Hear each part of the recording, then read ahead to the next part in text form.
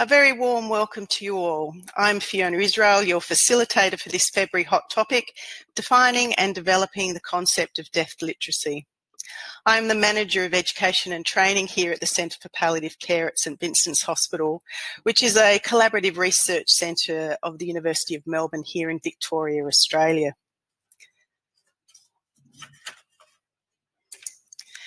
Firstly, I appreciate you joining me. In the spirit of reconciliation, the Centre of Palliative Care acknowledges the traditional custodians of country throughout Australia and their connections to land, sea and community. We pay our respects to their elders past and present and extend that respect to all Aboriginal and Torres Strait Islanders people today. Our guest speaker today is Kerry Noonan, Dr. Kerry Noonan. Kerry is the Director of Deaf Literacy Institute. She is a clinical psychologist and adjunct social researcher with the Caring at End of Life Research Group at Western Sydney University. Kerry was the founding executive director of the Groundswell Project and other national initiatives here in Australia, such as Dying to Know Day, Film Life Project and ComCom Hub. She is active in the Compassionate Communities movement internationally via the Palliative Care Fellowship and the Bereavement Companion Program. Questions today will be held over until the end of the presentation, so please use the Ask a Question icon, and Kerry and I will endeavour to address all your questions at the end of the presentation. Thanks, and over to you, Kerry. Thank you. Thanks so much, Fiona. Thank you so much to the Centre for Palliative Care for inviting me along today and to be able to have this opportunity to talk about defining and developing the concept of deaf literacy. I too want to acknowledge the traditional owners of the land that I'm on here today and acknowledge the Wiradjuri people who are the traditional owners in Dubbo, where I am. I would like to also pay my respect to elders past, present and emerging who may be present, and also to people who may be watching the video later. I want to start today by talking a little bit about why I do what I do, because this is an important part of deaf literacy, and I want you also to consider why you do what you do as well, and why that's important to you and what that means to you. So I kind of consider myself a practitioner and a researcher. I'm interested really in research because I want to practice better. I want to practice better as a clinician. I want to do better in my work, and I also want to I also want to do better in the community work that I do as well. So I've been fortunate to have these kind of two streams of work that I've been doing over really the past 15 years. One kind of track, I guess, is as a clinical psychologist working in palliative care, working in bereavement care, working in renal and oncology and pain, and doing that kind of clinical work as well as in private practice. And then this other kind of track, I guess, which is also a grassroots work that I've been doing as part of the work that I did when I was at the Groundswell Project. So the work that we did there was really a creative-based, arts-based work, and I want to acknowledge the co-founder of Groundswell, Dr. Peter Murray, who was a writer, is a writer and a producer and a playwright. And so we really did together a lot of arts and health-based work, which really opened my eyes to working in community and with people in a whole different way. And that led, I guess, to my PhD and some of the other compassionate communities practice and research work.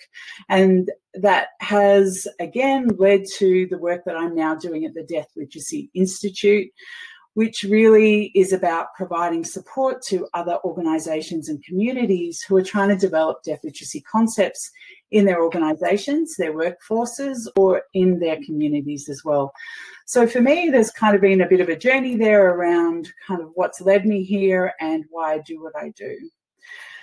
One of the things I want to do is acknowledge the research team that I've been working with and been a part of for the last kind of 10, 12 years. the Caring at End of Life research team at Western Sydney Uni, but also that broader team at La Trobe and the Uni of Sunshine Coast. Here are all the researchers on the screen. There's lots of them, and we've been fortunate enough to get an ARC grant to do some of the work that I'm going to talk about today. And the Wicking Trust were the funders of the Deaf Literacy Institute and provided that funding to the Groundswell Project when I was there. These three articles that I've got on the screen here really kind of represent the three kind of phases, and I'm going to talk about today as part of the presentation. The first being kind of talking about the research and the social research that led to the development of deaf literacy.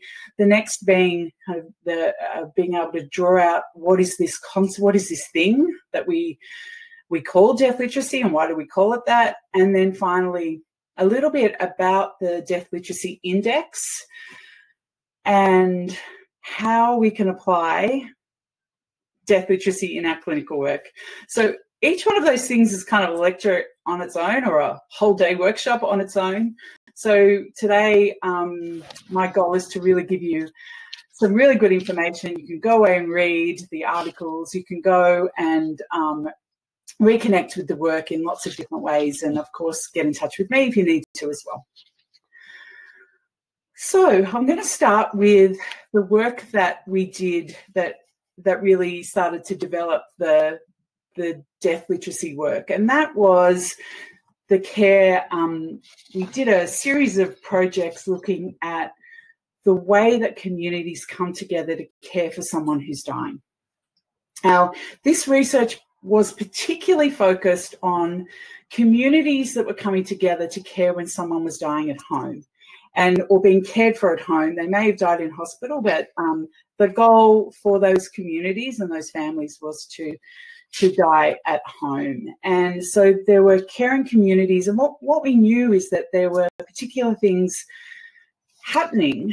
People were supporting each other, and there were connections, and there was care, and there was all kinds of things kind of happening in these community groups, but no one had really studied what.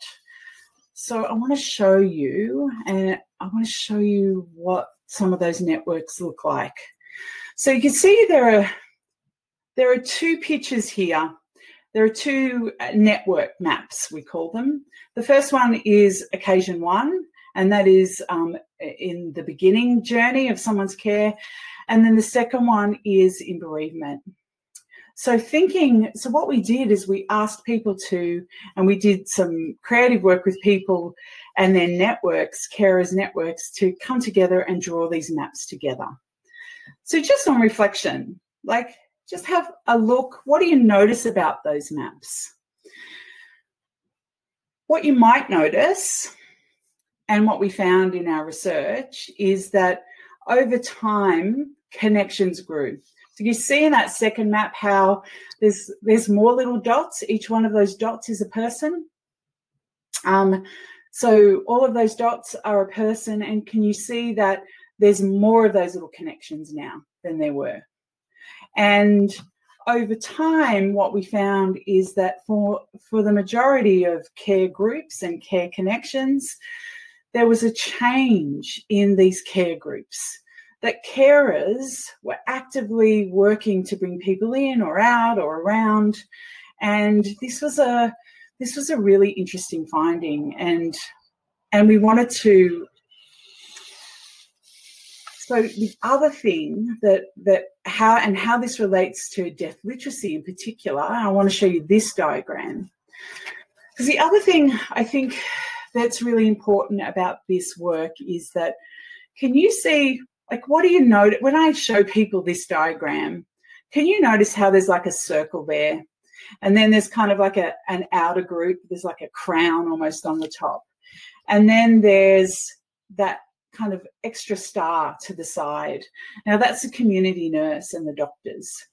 Well, one of the things that we discovered in this research is that a lot of these networks are hidden to us as health professionals, not hidden on purpose. They're just not part of what we do as part of our assessment or as part of our intake or as part of what we do. And they're complex and they're supportive. And and not always supportive, but for the most part in our research, what we found is that these groups tend to support each other. What you maybe can't see if you look really closely is there's a little group of three, a little cluster of three that's the carer and the two daughters. And that's like the inner network of the care group. And then there's this kind of supportive outer group, and then there's the kind of broader group. What kept coming up in the data over and over again is that it didn't matter where you were in the group, whether you were that little tight circle or that slightly outer circle or even on the edges, that people were learning stuff about caring. People were learning about what it took to care for someone to die at home. They were learning about, medications. They were learning about the process of dying. They were learning often not by doing kind of hands-on care or being in there, but by doing neighbourly things, by turning up and mowing the lawn, by walking the dog, filling the fridge, making the bread. That these were all really important social caring tasks that people were doing. But as a process of that, they were also learning about what it took to care for someone dying at home. So even those people on the edge, see those people right on that kind of on the tip there, I was the person who interviewed those people. And to give you an example of how death literacy kind of came to life, even for those people, is that those people, one of those people, a very memorable story for me was one of those people had, in the time from the person dying to the time that I interviewed them, had actually cared for both parents to die at home. And that was something that she attributed the experience of being on the outer edge of this care network and watching it being done as the catalyst, as the inspiration, as the ability to be able to do what she could do. So she didn't even know that it was possible to die at home before she saw this family do it. So that just kept turning up in the data. And we kept wondering about it. And what we noticed was that there seemed to be 4 elements to it. And those 4 elements of death literacy are these. So what we did is we defined death literacy as knowledge about and understanding of the death system. So the death system I'll talk about in a moment, but the death system, and it's important that we talk about the death system in terms of death literacy, because a lot of the learning that we heard and the things that we heard and the stories that we heard weren't just about palliative care, or weren't just about the things often that we were doing in our end-of-life care work. They were broader than that. So people saw people die at home and then saw families care for their dead at home and then organise funerals and do other things around that as well. So it's important that that death literacy in this context is about the death system. So we talk about 4 things really in death literacy, and the work that we did in developing the index has really helped us to kind of confirm these four ideas quantitatively as well. But we talk about knowledge, so knowledge about services and planning. We talk about skills, so skills is 2 things. It's about hands-on and talking support, as well as about being able to get, hands-on and talking support. So it's both of those things.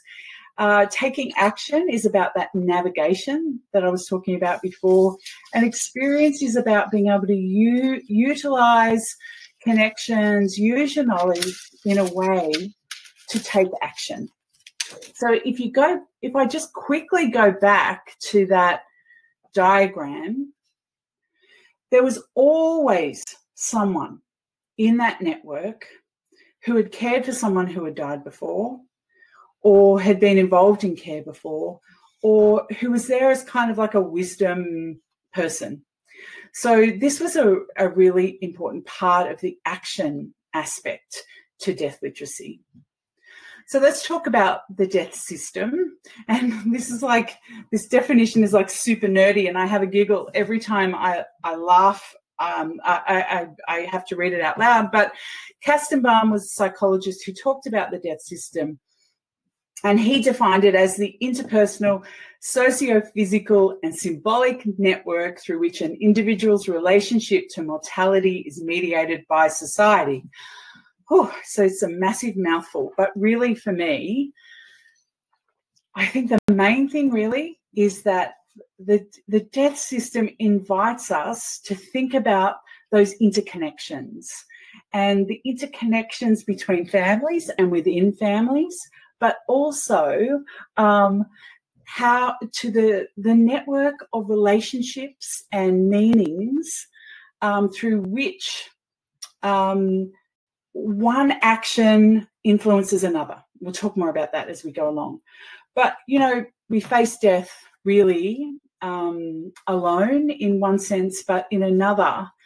And this is equally valid, I think, and really quite an important thing to think about, is that we face it as death as an individual, but we're also part of a society that has expectations, it has rules, it has motives and symbols, and all of these things really influence our individual encounters with death, dying, loss and grief, but they also shape the way that we behave as well. So for me, if you think about the death system around the service that you currently work in, if you think about the interconnections you might have with businesses, with families, with transport, with other organisations, with funeral directors, with cemeteries, you think about all of those interconnections.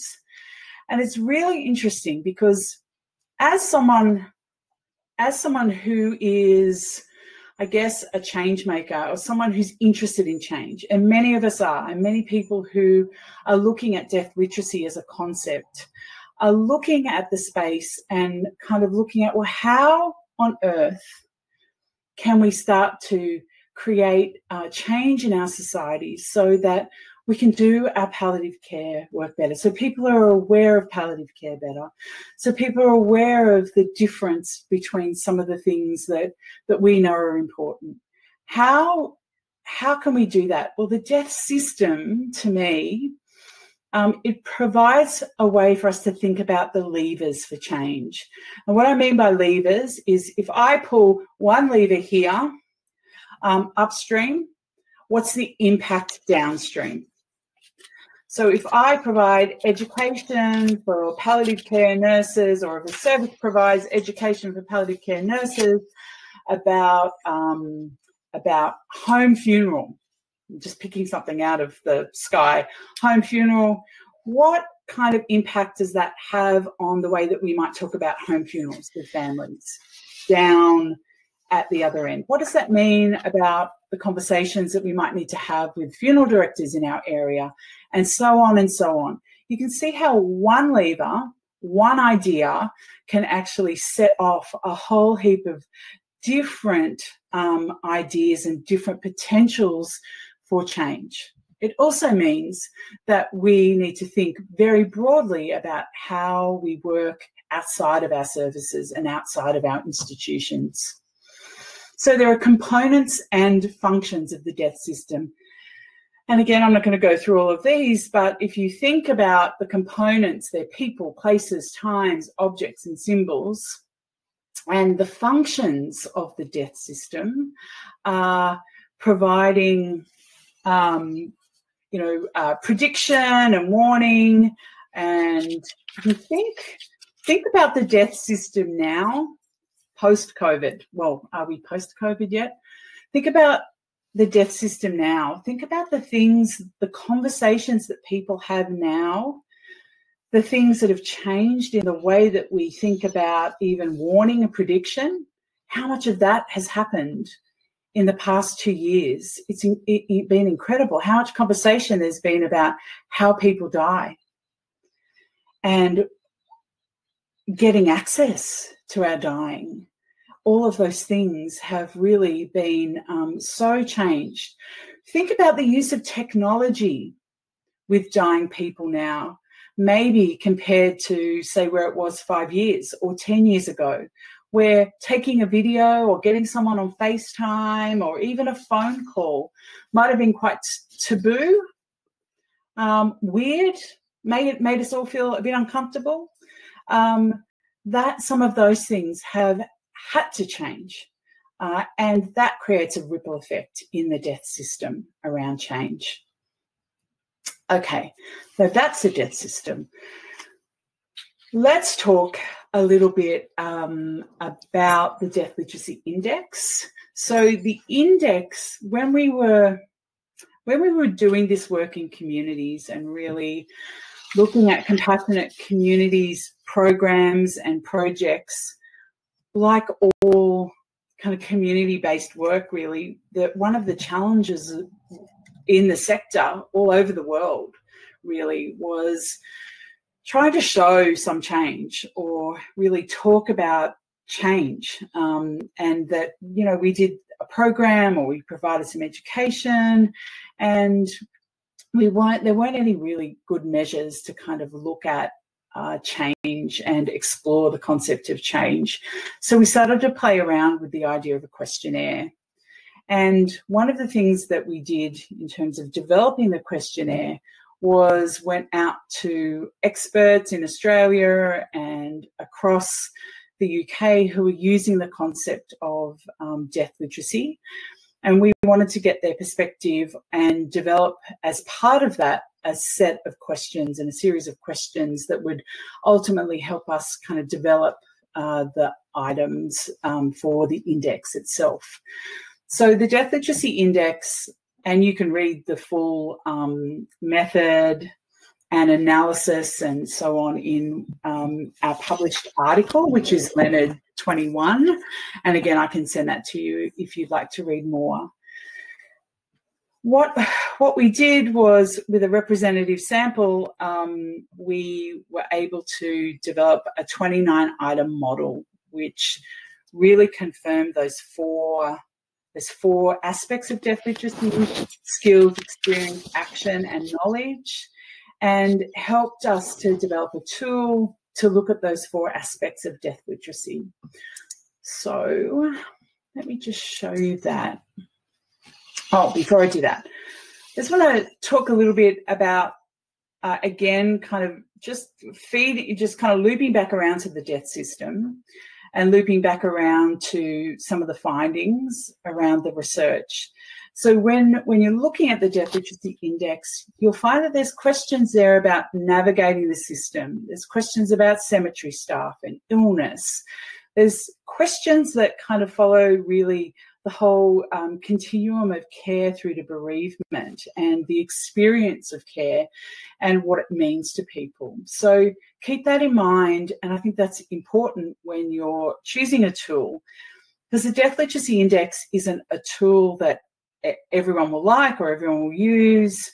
When we were developing even the concept of death literacy, we, of course, we went out to the literature. You know, I was talking before about, we kept seeing this kind of knowledge and experience and growth stuff happen. And we looked at all the literature around health literacy, and it didn't quite kind of nail it in terms of what we were seeing. And the death system concept seemed to kind of be important, because what we were seeing, again, was broader than end-of-life care, and it involved kind of attitudes and actions as well. So that's really, I mean, one of the reasons why we kind of coined the term, I guess, death literacy, to try and capture that experience from the data that we were seeing. Okay. So keep that in mind when you're looking at the questions. And, you know, if you're looking more at competency, or there are lots of tools out there, and we looked at all of those tools. Health literacy tools, there are competency tools in palliative care. They're all excellent tools. And it's really good to have a look at those if you're looking for a tool that will help you to understand what's going on in the group of people that you're working with.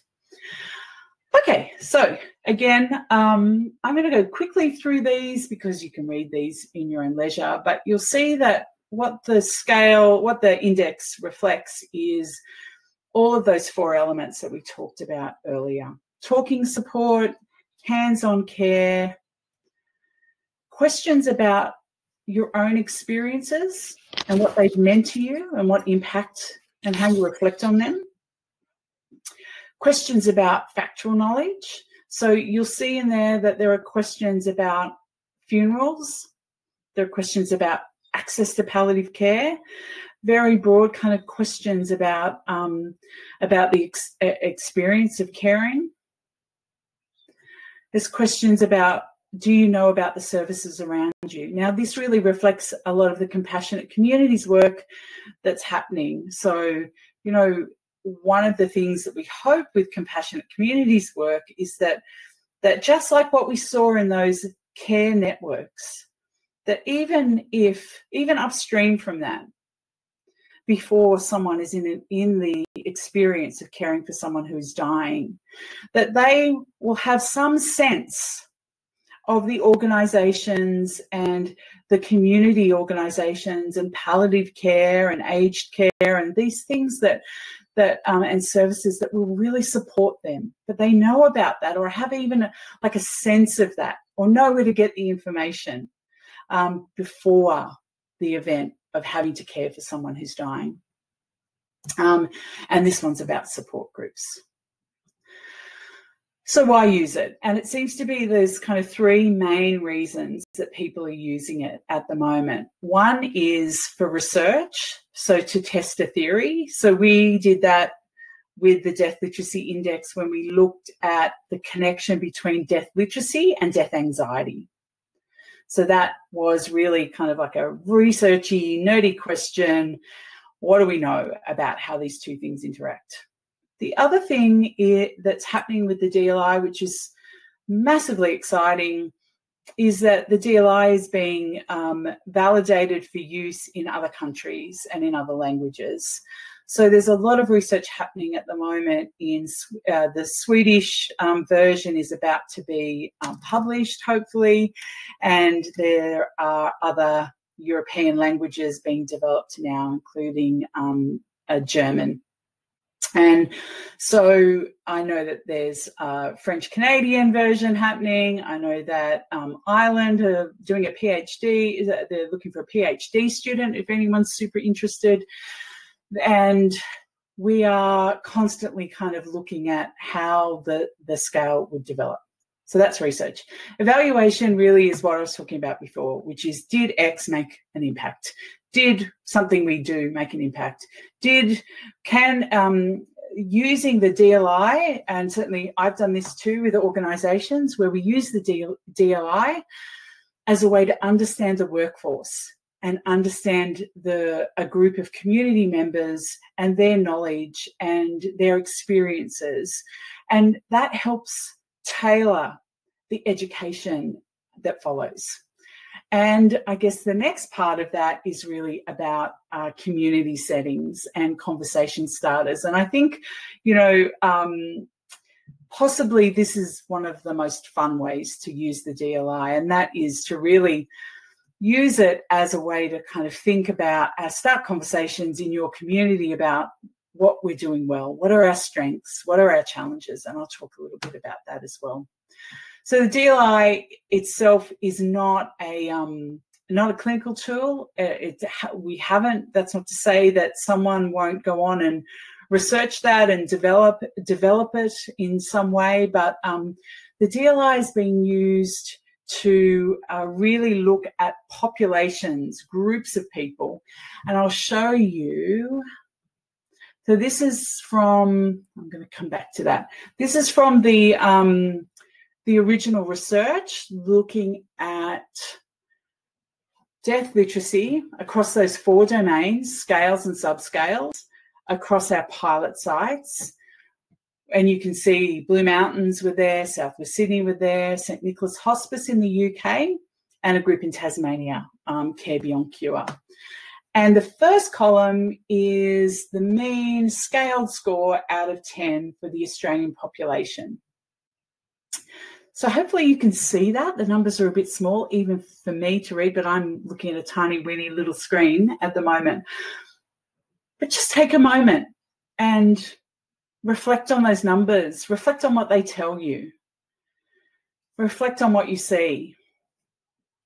I often look at these numbers and think, does having a hospice in your community make a difference? What is St Nicholas Hospice doing, actually? Well, I know a little bit about what they're doing, but what were they doing that their scores were actually across the board kind of higher than the Australian population? There are all kinds of questions, but the questions that you can then start to ask are things like this. You know, what are we doing well? What do we need to work on? Who in our community can help us do this? What education and engagement might be helpful for us to do? And what would that look like? And I think this is important because I think these questions are actually really similar to how we can use the DLI in our clinical practice as well, and how we can think about the DLI as or the elements of death literacy, I should say, those 4 aspects of death literacy, how we could start to think about those in our clinical practice with clients when we're working with them.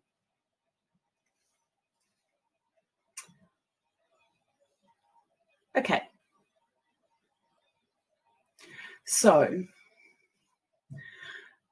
I know I did this at the beginning and I would do this again now, is just to remind you to reflect on, when we think about death literacy, to really deeply reflect on your own death literacy.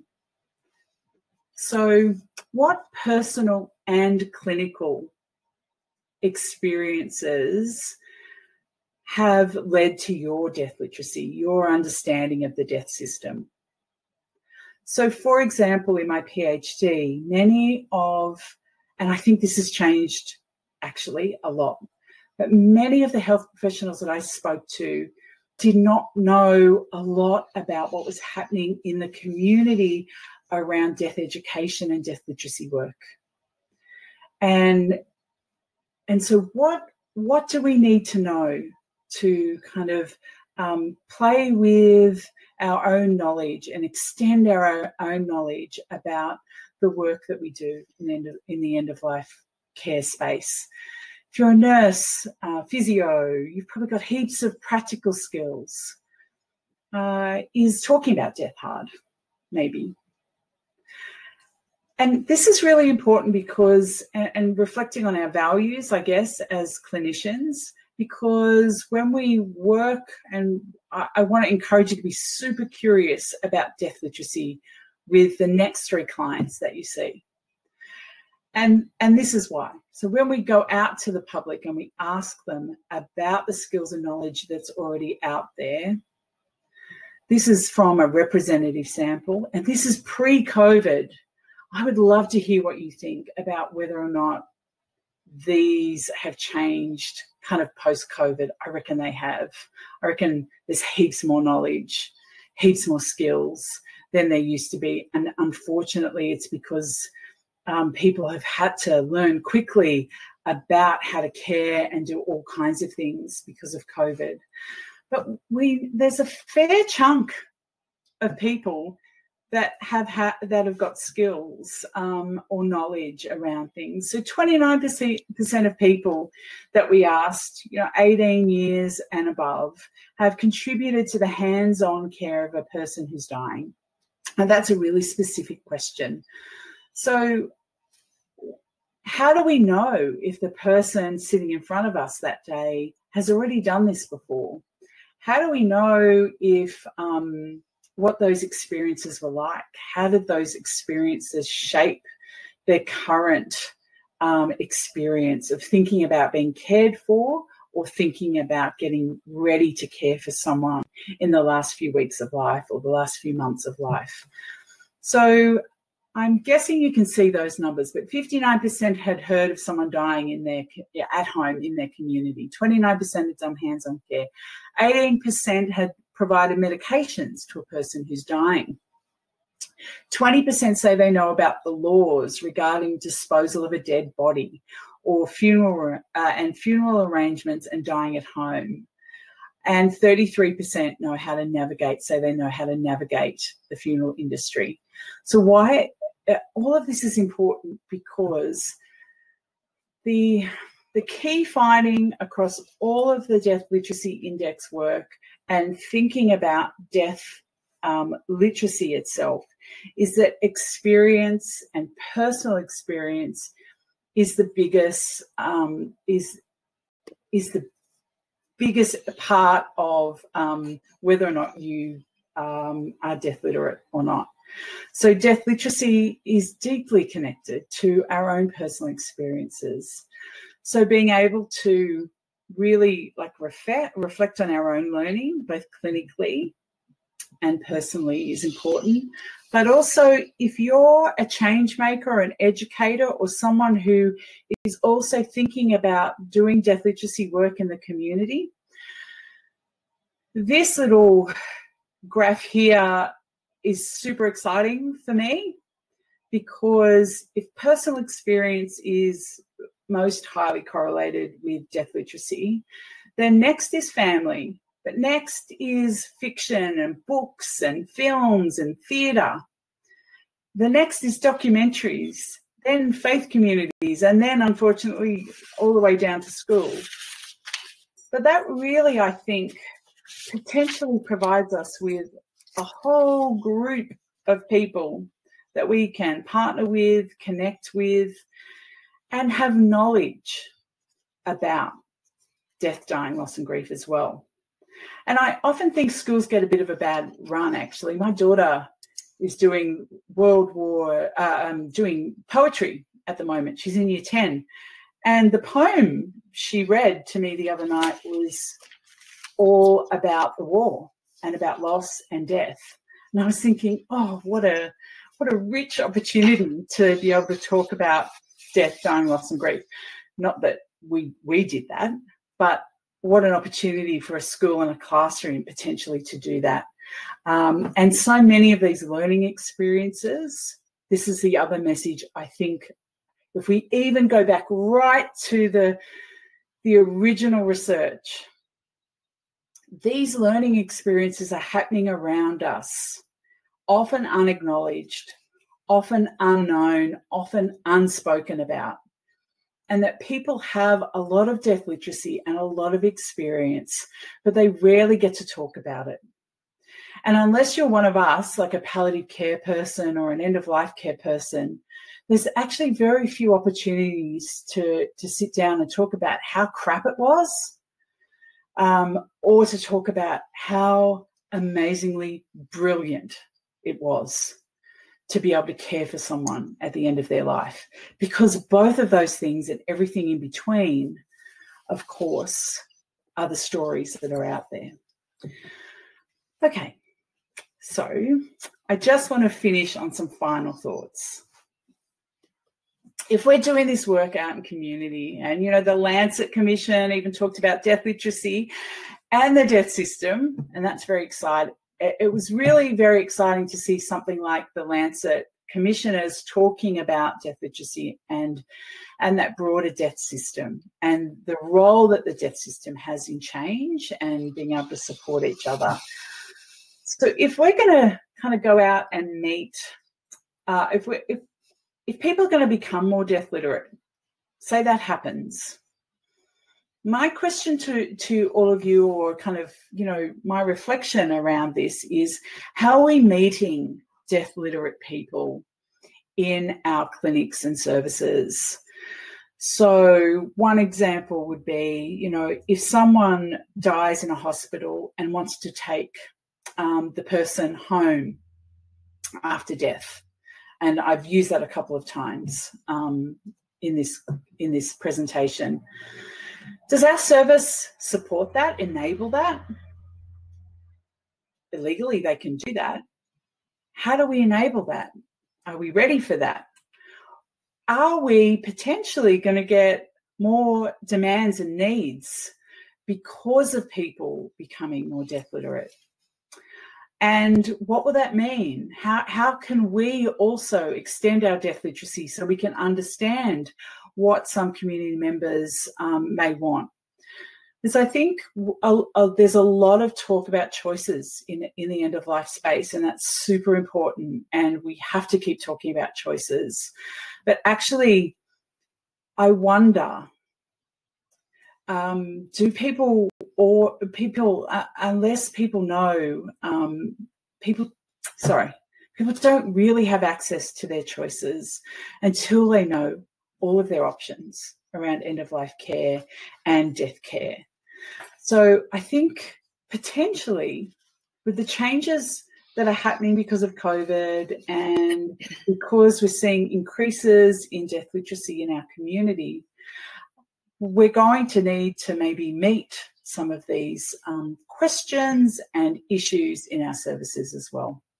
Now, if we think about the deaf system and we think about the levers for change, and if you've ever tried to change something in a health service, how hard it can be and how difficult it is to change the status quo, because we've always done that around here, then I think we're really going to need to take care of each other and support each other and really bring some of this change stuff into the light a bit. So they're my final thoughts. Thank you so much for listening, for being here. I really enjoyed presenting our work about deaf literacy. I hope you've enjoyed it too. If you'd like to stay in touch, or if you'd like more information or any of the research that I talked about today, or a copy of the Deaf Literacy Index as well, there are heaps of ways to contact me, so please do.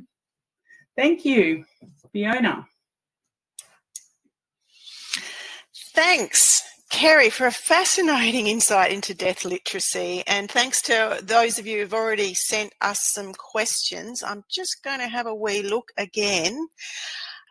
Kerry, there's a question, interestingly, about what, if any, difference is there between city and rural deaf literacy? Yeah. So deaf literacy, in terms of the way that we measure deaf literacy, there was no evidence in the research that we've done so far of there being any difference in some of the qualitative research we did and the care research. But I think these are questions. It sounds like a great study, Kenneth. I would say go do it. But yeah, and cultural differences, again, this is so new. Anything anyone is doing in terms of deaf literacy at the moment is literally brand spanking new, because there's never been a way to measure it before or a way to kind of look at it from that point of view. So I don't know. I wish I could answer that. There is some work being done by Rosemary Leonard and Western Sydney, looking at cultural differences as well. So some of that work, which has been happening now for a couple of years, and Rosemary, if you went to the Palliative Care Australia conference, Rosemary presented a beautiful presentation about some of the work that they were doing in Western Sydney, and I'm very happy to kind of track that down and share that with you if you like, Kenneth. Oh, can I actually one more thing? One of the most memorable parts of the findings from the cultural differences, remember how I talked about, like, there was someone in the network who was sharing knowledge and sharing information? So that seems, from my recollection of their work, that seems to be quite an important finding. So if you're working in culturally diverse groups, really being who's the elder for want of a better word? Is there a key person that the carer or the person who's dying is connecting with? Is there someone in that group that is really super important? Because that seemed to come out very strongly in that work. Great question. Thank you. Yes, and I'd be interested in, the graphical representation that you showed earlier in your slides, the difference, if there was any difference within different cultural groups around that representation.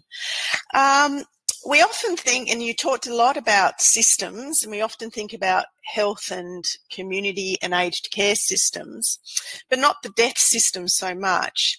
And when you think about death literacy, how important is the death system in the work we do in palliative care? Yeah, good question. So I think that it really, whenever we're developing our strategic plans or thinking about our education or thinking about connecting with communities, just even getting those functions and components out and looking at how do we do death around here in this place? How do we do death around here in this community? How do we do death around here and who are the important people? Within a 10-kilometre loop, a 20-kilometre loop of the place that we work and where we do our work, for example. Who are the key kind of people in that space? So I think what the death system potentially offers is us thinking broadly about the supports and the information and the knowledge that's already out there. I think that's, to me, a really exciting part of the death system. So a follow-on to that one, Kerry, is like when you were working with families in palliative care, was death literacy useful and how did you use it? Can you give some examples? Yeah, so one of the things that I teach is what I call SEEK, and this is a simple way to kind of think about death literacy. So SEAK, I know I spelled it wrong, but SEEK. So skills, experience, action, and I would add attitude to action as another A, and knowledge. So when I'm working with a family, what I'm asking about and thinking about is my questions are kind of developing, helping me to understand how well placed this family is in terms of their death literacy. Are there things that they don't know or do know? Are there fears that they have around different aspects of death literacy, for example, or different aspects of the journey? Probably, when I was working in palliative care, one of the most common questions I would ask, amongst all the other stuff, was, have you ever been with someone or I'm going to say, or a version of this question, depending on who the client is. Have you ever been with someone who's dying before?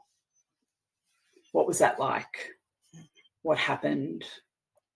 And then what happened? And really leaning deeply into understanding what that experience was like, especially, I was working on a ward and often there were times where people were sitting for very long periods often with someone who was dying, and every single aspect of that was new to them.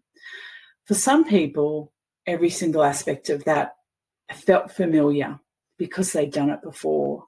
So even asking about what's familiar can be a really strengths-based conversation because it allows people to talk about how they've already done it before and what they did and how they got through it and what supported them last time and who was around and what did they do and did they learn anything from going through it in the past? What was helpful about that? What did they learn about communicating with the people who are in their family and in their network and so on? There are so many questions that can come from leaning in really tenderly to a question around, tell me about your previous experiences. Yeah, I'm sure most people in our audience will have a great deal of resonance with that response that you've given to us. This one is an interesting one because, well, and personally it's interesting for me given my role in education. What are a few ways that we can build death literacy into our professional development or into end-of-life education? Yeah, it's a good question. So, like, the simplest version of that is using the DLI as a kind of co-design tool. I think that could work. So, using the index to see where your workforce might be compared to the national averages, and starting to build a profile, I guess, around death literacy in your workplace. That could be one way that you use the death literacy index, because then I think what you can do is then go to those key people that will attend your education, and before they get there, ask them, well, what do they think of how their death literacy profile looks compared to the Australian population? Like, does it make sense to them? Are they surprised by anything? What does it mean about how we need to design the education this year? What can we do to really hone in on some of the challenges? So I'm going to use an example. We worked with an organisation that where we had over 855 people aged 55 plus do the DLI, and when we compared them to the national benchmarks, they were higher on most things. And so we went to them and said, what's going on? And so what we found in those conversations is that there was a great need for information about funerals and about what you can do in funerals. But there was also, they were all talkers. Like, they scored really high on, and I don't know if you remember, but on that graph, one of the groups scored really high on talking support, but really low on knowledge. And so this is where we can start to kind of really hone in, I think, sensitively about some of the differences in some of the things that we do and some of the ways we do them. For example, in this group, they were great at advanced care planning from what they were saying and from what we were seeing on the surveys. Over 90% had talked to their family, and that's cool. That's amazing, right? That's awesome. That's, knocks the socks off the national averages. Very few of them, though, had talked to their GPs about their advanced care plan. Very few, again, comparatively, had a written document. So what does that mean? It means that we can hypothesize there's a gap between knowledge and action there. What is it? What is it? So that sets up a whole lot of questions, really interesting questions, right? About what's going on between I know what I need to do, or I know the importance of this thing, but I'm not taking action, or I don't actually know much about funerals, but I just know I want to be like shoved in a hole, and I don't want a funeral, and why bother? It's a waste of money. So when we look at death literacy, I think, from a workforce point of view, it potentially kind of creates more questions than an educator might wish for. But I think what it can do is really hone in our knowledge in a really powerful way. Yes, and of course, if we use those, then of course our education is going to be of absolute relevance to our workforce who we are attempting to educate. So thank you. Look, we're about 5 minutes out, so if anybody's got any more questions, just I've got one more here to slip in, but if you've got a few moments. Let's have a look at this last one. The Lancet Commission recently acknowledged the role of death literacy. What do you make of this? Well, just that it's super cool. It is indeed. That's the technical answer.